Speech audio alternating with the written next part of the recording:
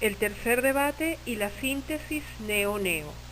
Neorrealismo, neoliberalismo institucional, teoría de los regímenes internacionales y teoría de la interdependencia.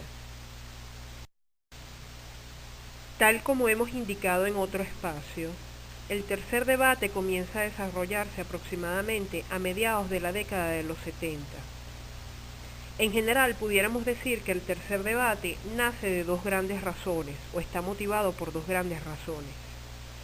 Por una parte, la creciente insatisfacción existente dentro de la disciplina frente a la poca aplicabilidad de las teorías que fueron desarrolladas como producto de la influencia de las corrientes cientificistas. En esa búsqueda de una mayor rigurosidad científica, se llegaron a desarrollar teorías de gran nivel de abstracción, pero que en la práctica resultaban poco aplicables para resolver los problemas internacionales más relevantes. Por otra parte, el tercer debate también es consecuencia o es producto de los cambios que ya para este momento se están manifestando en las relaciones internacionales. Por ejemplo, ya para esta época era evidente que los estados no eran los únicos protagonistas de los hechos internacionales, sino que crecientemente otros actores ocupaban la escena internacional, como las empresas transnacionales e incluso las organizaciones no gubernamentales. También surgen un conjunto de temas como temas relevantes dentro de la agenda internacional. A los tradicionales temas de seguridad o temas políticos se suman ahora inquietudes en materia ambiental, de derechos humanos, aspectos culturales, el tema del subdesarrollo, etc. El tercer debate tiene tres grandes protagonistas, tres grandes corrientes teóricas que a su vez están emparentadas con tres grandes paradigmas dentro de las relaciones internacionales. Dentro del paradigma realista encontramos a la teoría neorrealista de Kenneth Walsh. Esta es una de las corrientes dentro del tercer debate. Dentro del paradigma liberal, globalista o pluralista encontramos a la teoría neoliberal institucionalista, que surge para dar una explicación acerca de cómo se desarrollan las instituciones internacionales en el mundo internacional y cuál es su importancia.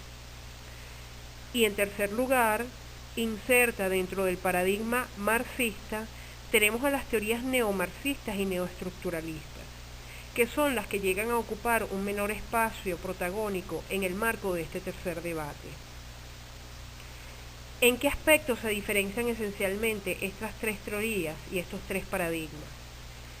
En la clasificación que elaboran de los actores internacionales, en cuáles creen ellas que son los temas esenciales de la agenda internacional, y a su vez en cuáles creen estas tres teorías y estos tres paradigmas que son los procesos esenciales que caracterizan a las relaciones internacionales. Lo cierto es que en el marco de este tercer debate, dos corrientes son las que adquieren mayor fuerza, la neorrealista y la neoliberal institucionalista. Por eso es que al tercer debate se le conoce también como el debate neo-neo, haciendo referencia a los prefijos que identifican a estas dos grandes corrientes, el neorrealismo por una parte y el neoliberalismo institucional por la otra.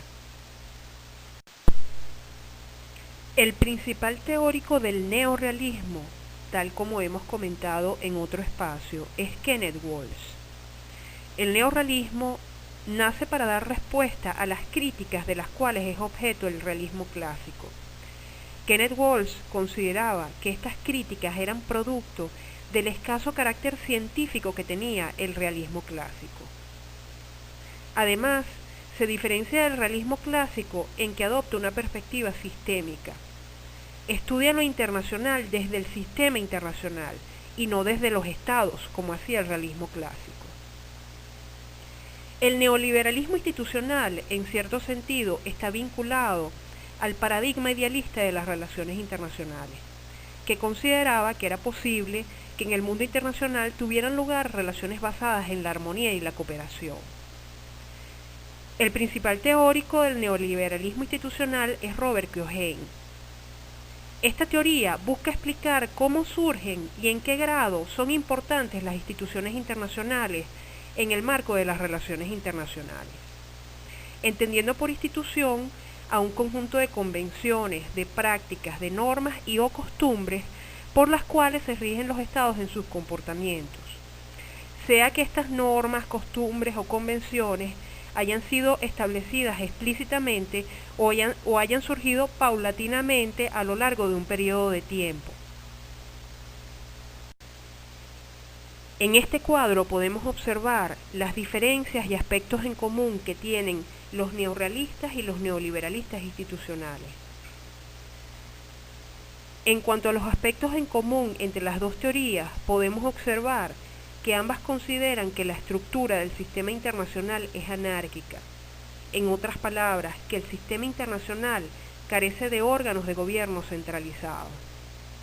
Sin embargo, tienen profundas diferencias en cuanto a cómo clasifican los actores internacionales, qué papel atribuyen a los intereses de los estados, qué tan probables consideran unos y otros la cooperación como un fenómeno o un proceso dentro de las relaciones internacionales, y en cuanto al papel que atribuyen una y otra teoría a las instituciones internacionales. En lo que atañe a los actores, los neorrealistas, enmarcados dentro del paradigma realista del mundo internacional, estiman que los estados son los actores esenciales de las relaciones internacionales. Prácticamente son los únicos actores de lo internacional. Los neoliberalistas institucionales consideran que existe una variedad de actores. Está el Estado, pero están también otros actores como las empresas o las organizaciones.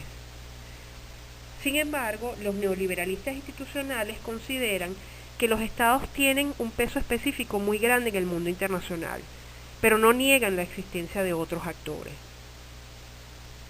En cuanto al papel que desempeñan los intereses de los estados en el mundo internacional, los neorrealistas consideran que los estados, a la hora de actuar en el marco de las relaciones internacionales, se guían esencialmente por sus intereses individuales, mientras que los institucionalistas consideran que como los estados tienen intereses en común, esta comunidad de intereses sirve de base para que ellos cooperen entre sí.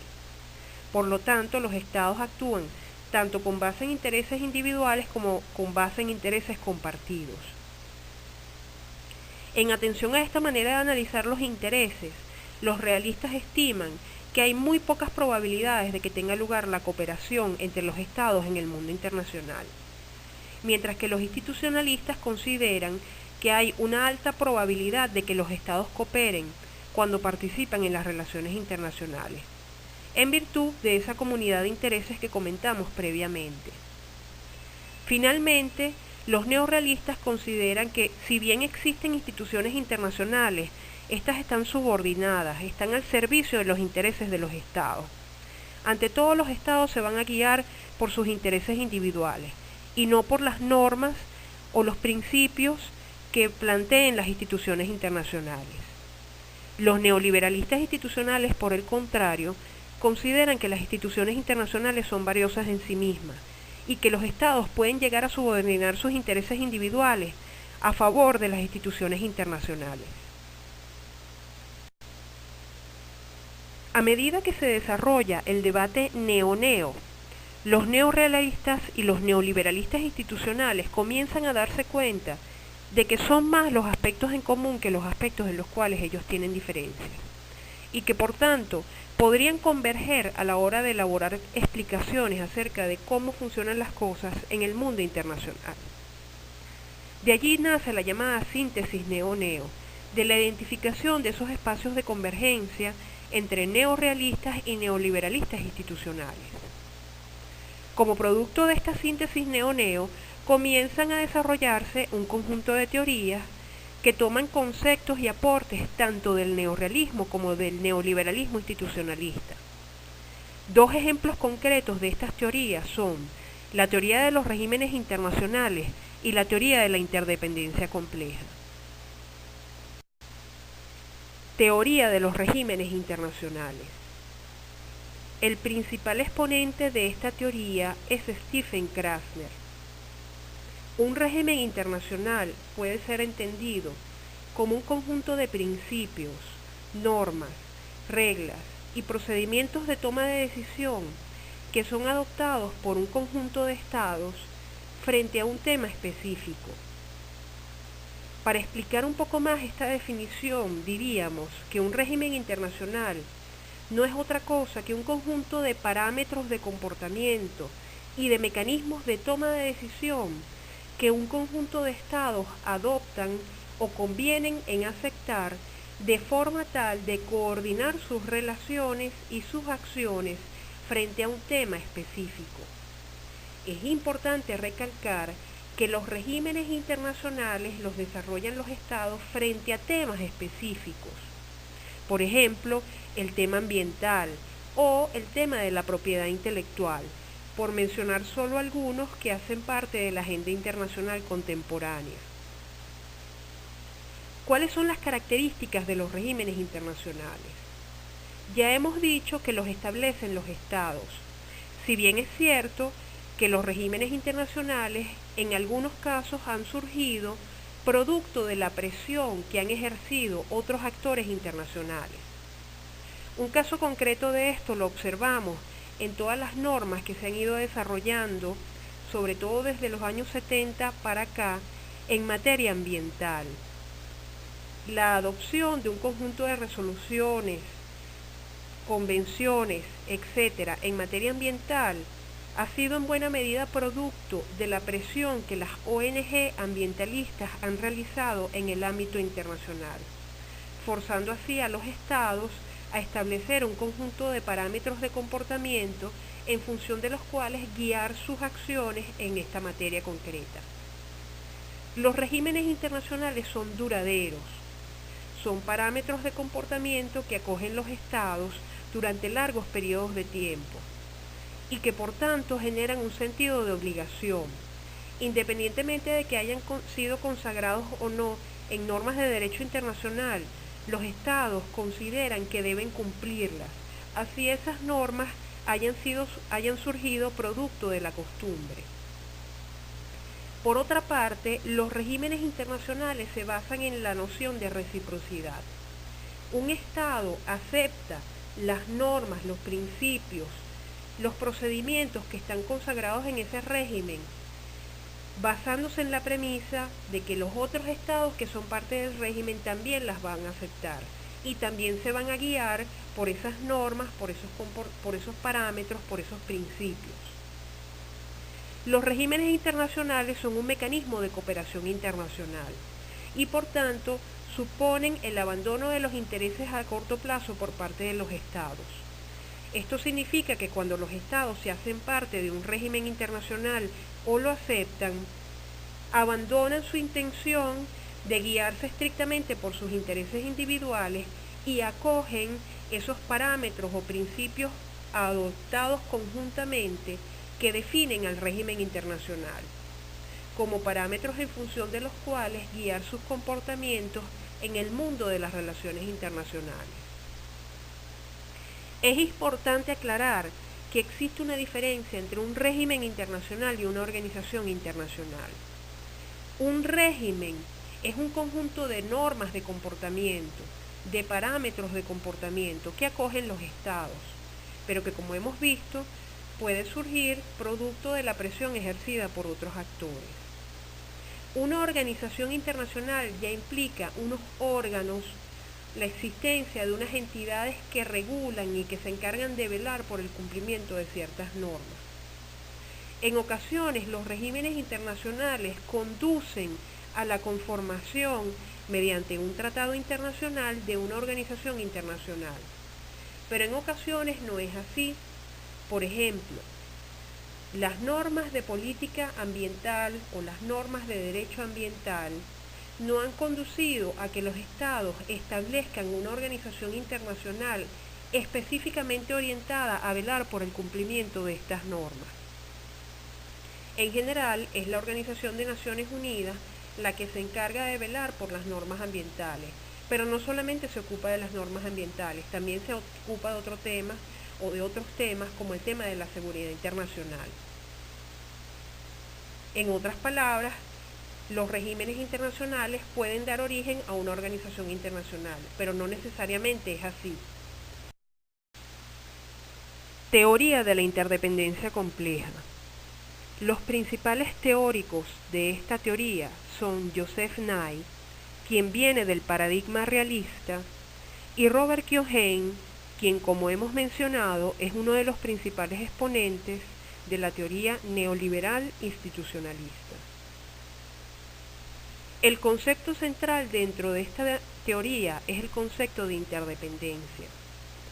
Decimos que existe interdependencia entre dos o más actores cuando estos son mutuamente dependientes, cuando existe dependencia recíproca.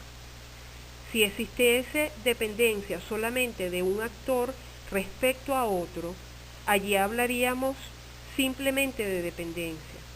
Pero cuando las acciones de un actor se ven afectadas por las de otro y las de ese otro también se ven afectadas por las del primero, hablamos entonces de interdependencia. La dependencia es recíproca, en uno y en otro sentido.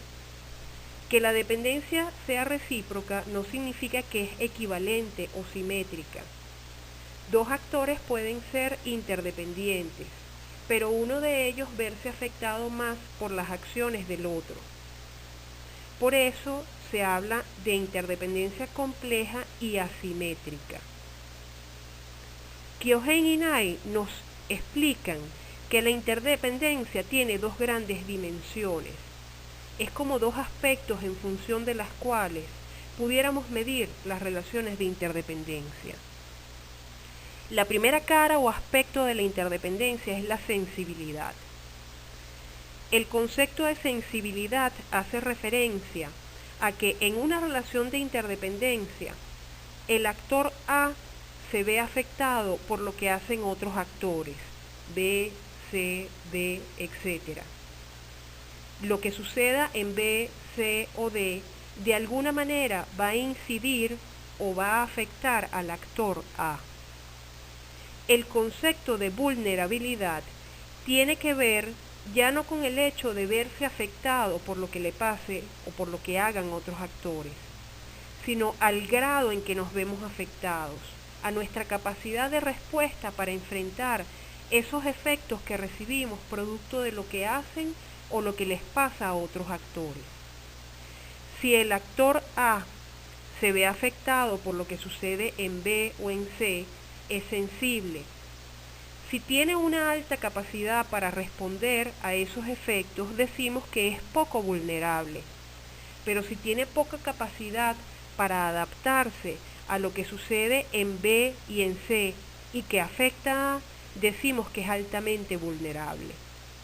Entonces, la sensibilidad está asociada al hecho mismo de verse afectado por lo que pasa en otros actores, mientras que la vulnerabilidad tiene que ver con nuestra capacidad de respuesta ante esos efectos producto de lo que sucede en otros actores internacionales.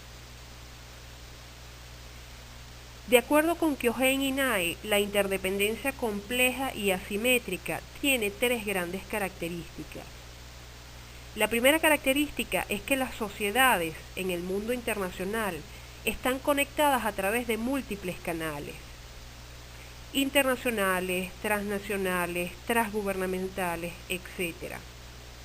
Esta primera premisa de la teoría de la interdependencia compleja y asimétrica lo que trata de expresarnos es que las relaciones internacionales ya no son solamente relaciones de política internacional, relaciones entre estados, sino que hay otro tipo de mecanismos de vinculación y otro tipo de actores participando en el mundo internacional.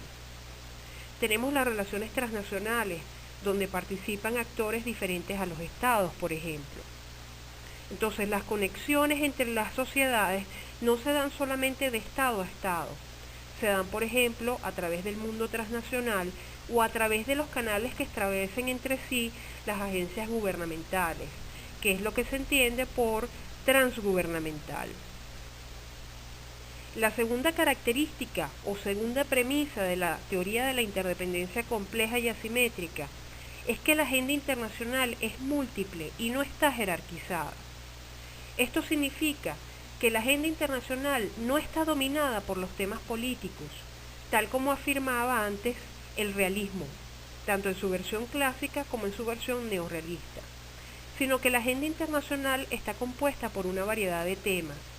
A lo político se suman los temas económicos, ambientales, culturales, etc. Y además, no hay un tema, como el tema militar, por ejemplo, que siempre esté como el tema o siempre sea el tema más prioritario de esa agenda internacional, sino que la importancia de los distintos temas va variando conforme pasamos de una coyuntura internacional a otra.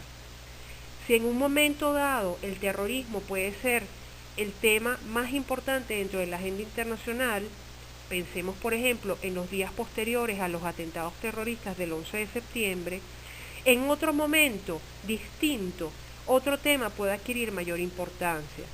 Por ejemplo, el tema ambiental cobró una gran importancia a raíz del terremoto en Japón, como consecuencia de lo que sucedió en la central nuclear de Fukushima.